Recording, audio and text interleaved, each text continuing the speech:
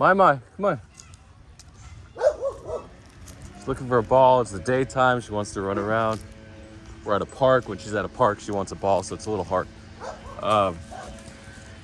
Yeah, I felt like parts 3 and 4, I said some stuff. I don't know what I said. Was I just rambling? No, I was talking about the loom short and what happened. There's a conclusion to that story. Spoiler alert, we got into Monday, the fake ETF, which I have to talk about. And I felt like too much manipulation going on. I don't want to hold this position. If there wasn't funding, I didn't realize how vicious the funding. I'm like, okay, Bybit every 8 hours, loom funding, no problem. 2% or 1%, whatever that. It was like 1.7% by Thursday. I'm like, no problem. Did I already talk about loom? Is there any point to talk about loom? Then they reduced the funding to every 4 hours. I mean, Binance has been known to do every 4 hours. I think at one point they even did every 2 hours on a coin, like BNT a few months ago. I forgot. These are just cartel coins where the spot manipulation. So the key word here is manipulation. Is every coin manipulated? Yeah, but the ones that are two things. Lower market cap. So lower market cap doesn't necessarily mean it's going to be manipulated.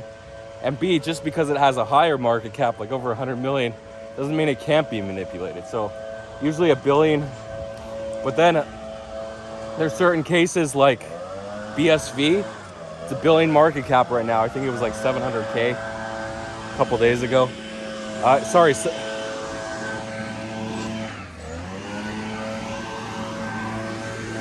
700 million. So just because something's that high doesn't mean whales don't hold the majority of its supply. Or the team doesn't hold the majority of the supply. Just real quick. No pizza. Okay. So, anyway, you can look at the chart. If a chart is up 10x, generally it means the people that loaded the bottom are still holding the majority. It's not like they sold for 10% or 2x. They're just manipulating the price because the way liquidity works, is this glass or a mirror? What the fuck? Mirror, it's funny. So what humans invented glass, right? You just heat it up. I don't know how glass is made. I can't really, should have looked into it, but I know you heat up sand and do something else. There might be food in there, a chicken or something. I mean, it's the daytime, so if we can get a chicken, it's all ours. I mean, you can't use the shelf. He's using the water fountain as a shelf. Come on, guy. Come on. I don't think he's there today. It's like it's a park, man. Like, at least if you're in the forest, yeah. The thing is, you can't really start a fire in the forest. I don't think you can start a fire at a park unless you have like a little barbecue pit. But in the forest, it's definitely not legal to start a fire without a permit at a campground. Especially near a city. Look at this, all this stuff. Sorry, this is a lot of rambling, but like, it should be trash. I'm just gonna throw it away. You can find a new one. Oh, we found a pizza. There you go, guys. Split it up. Bye. And my. Get that pizza. Is there a snacking shop here? No. Sorry, I'll just go through this bag and then we'll continue back to right group. Just gonna find the pizza. She's such a good nose right there. She got it. Oh, it's right there. Yep, there it is. She got it.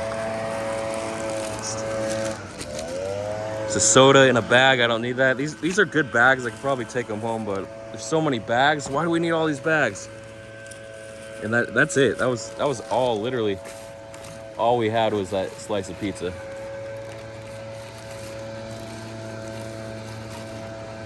If I want this bag, there's like water and juice in it and rain and shit. I don't know. I don't think that homeless guy is gonna miss ants. Are they? Fuck. Sorry for this vlog diversion. I wanted to make a more. Oh, we have another bag here. Perfect. Okay. What is this? A chimichanga?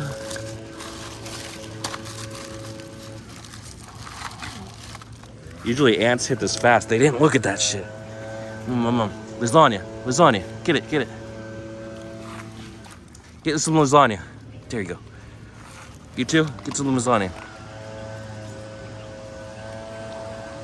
Sorry, I didn't leave some. Oh, there's probably another bite in here. You can lick the tray. Who wants to lick the tray? Oh, she's licking the tray, sorry. These dogs will fight if they can't lick the tray.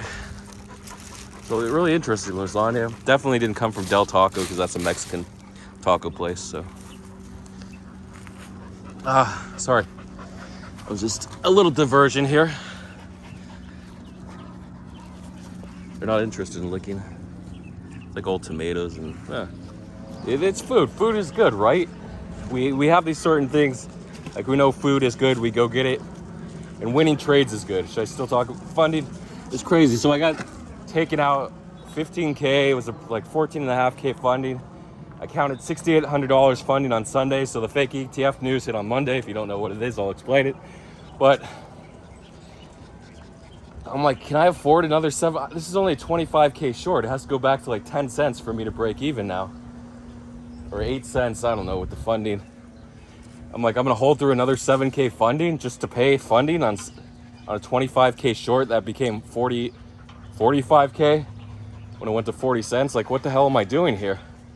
What am I doing on this short? And I capitulated, and of course, that was the peak funding. There was one more 4-hour period, and then after that 4-hour period, it went down to like 1%, 1.2%. So I was paying like 2 to 3% for 6 funding periods, so an average 15%, so $6,800 on a 25K short for the position. So when you short, it goes up. The most you can win on a short is 1x on leverage, right? And the most you can win on a long, this quote from the late great Zhu Su, is infinity percent. You can make infinity percent when it goes up. So it's kind of like, you always want to be long biased in any market. Absolute any market, you want to be long biased. So why do we short? Because there's a pattern when just the market looks ugly. So it's okay to short. When the market looks ugly, it's okay to short. But then when the market flips, you want your long bias. So why did the market flip? So basically the SEC decided not to appeal the grayscale win. So it doesn't mean they're capitulating or anything. They can still appeal. They can't appeal on the same grounds that they originally tried to sue Grayscale for. No, Grayscale sued the SEC and they won.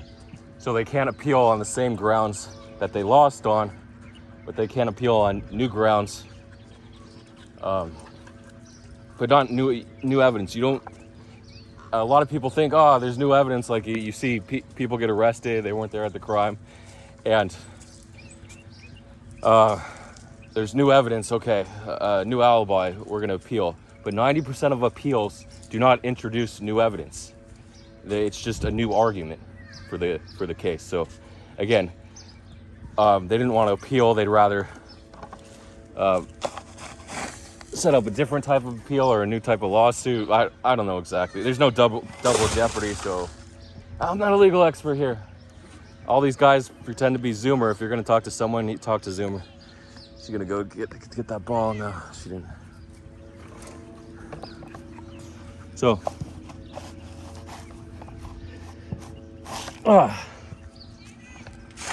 yeah, you always want to be long biased. So let's look back at the fake ETF news. So we had ETF. We'll wait for this guy to walk by. Oh, that dog's still there. We're gonna have to cross. I mean, technically we can go here and then go back around. And there's another ball there. Shoot. So.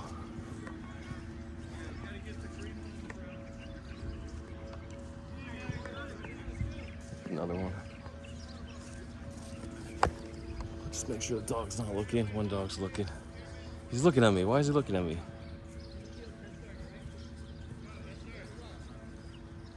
Get going. These kids are packing up. That'll give us a clean. Never throw the football and miss the spiral. I'll get it before this. This is good. Okay, see you later. All right, so These kids are packing up. And we have this area of the grass. There's a dog with the ball. She's super ball aggressive, so, but not toward people, toward other dogs. So a lot of dogs are ball aggressive towards anyone that tries to get their ball. So you throw the ball, they get the ball, you can't get it away from them. But her, you can get it away from her. But another dog, forget about it. Another dog comes in. Anyway, so the fake ETF news. So what happened? Cointelegraph tweeted at 6:21 a.m. Pacific time, 9:21 Eastern time, and that would be 3:21 p.m. European time. Everyone was up basically. Australia, 11:21 p.m. the day after on Tuesday the 17th. This was actually on the morning of the 16th, the first day of the week. Perfect time for news. Everyone's at their desks, right? Long weekend. Get ready. And why? Because the SEC grayscale won. So everyone's like, okay, the SEC doesn't really care about denying the Bitcoin spot ETF. They're going to approve it, right? So let's see what happens. It comes in, punches you in the gut, and we get this news. Like, what the hell? Cointelegraph? Why is it coming from Cointelegraph and not the SEC, right? A leak, right? Cointelegraph had the scoop. But why Cointelegraph? Why not CoinDesk? Why not Reuters? Why not BBG, which is Bloomberg? PRN? What was that other one that Reuters quotes? I forgot, but they're all connected. All these they're basically trading news sources for major markets, and they branched into crypto. So they're like, just because Bitcoin is going to introduce traditional finance to Bitcoin and eventually crypto, the trickle down effect.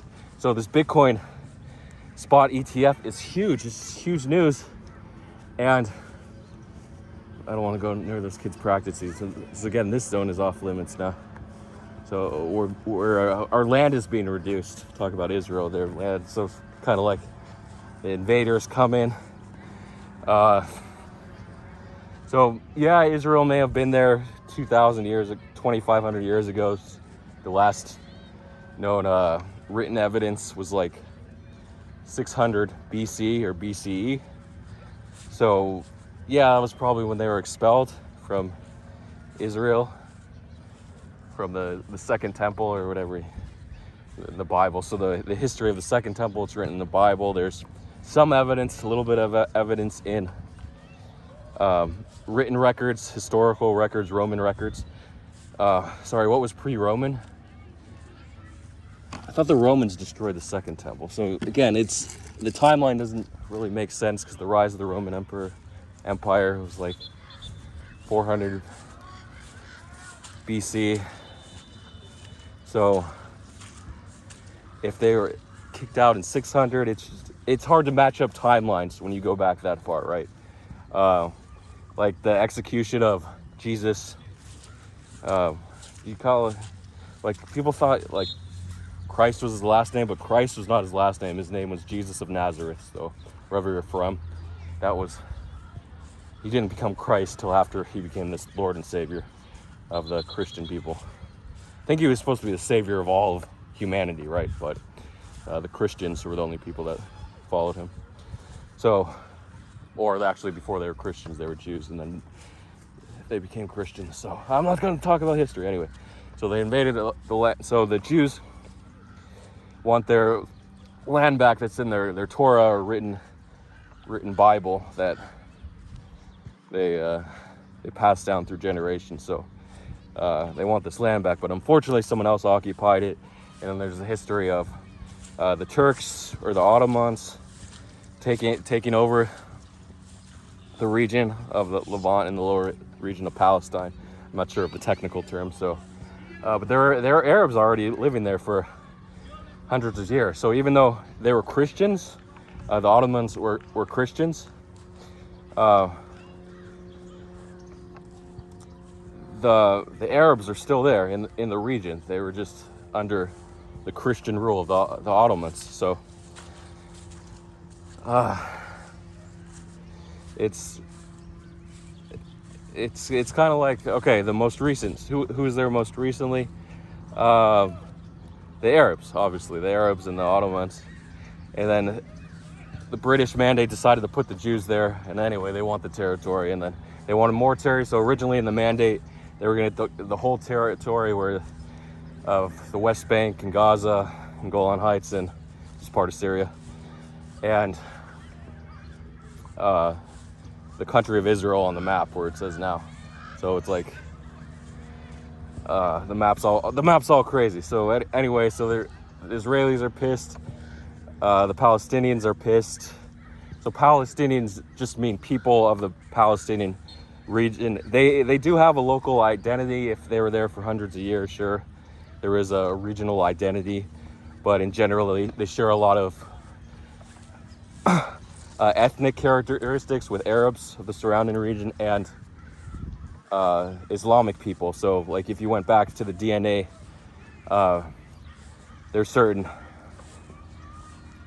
there may be very specific genetic trends among the Palestinian people, but in general they're going to have more trends among their Muslim brothers and sisters, just because the way the